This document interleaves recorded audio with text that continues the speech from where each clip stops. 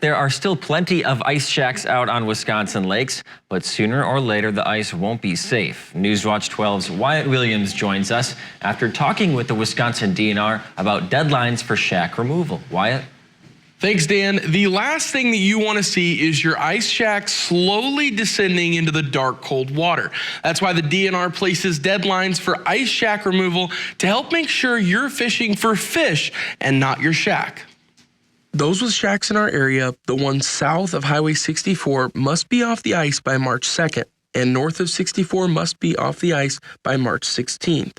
The DNR still encourages people to get out and ice fish, just with pop-up tents or other methods instead.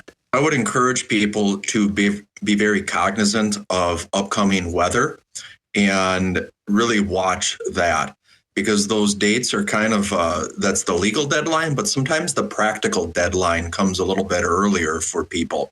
If you find yourself in a situation where the shack isn't able to be removed, contact the DNR and start looking for help to remove it.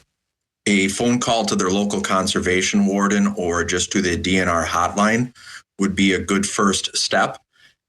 However, with that, depending on ice conditions, it may behoove the people to also contact some of the local vehicle recovery services. Conservation wardens can issue a citation for failure to remove, but they say giving people tickets isn't what they're worried about. But our main concern is getting that ice shack off the lake so that it doesn't wind up as litter or worse in the bottom of the lake, causing any kind of environmental or navigational hazards. The DNR says remember to check ice conditions before heading out and consider taking the permanent shack off the ice earlier rather than later. Reporting in Rhinelander, Wyatt Williams, Newswatch 12. Thanks, Wyatt.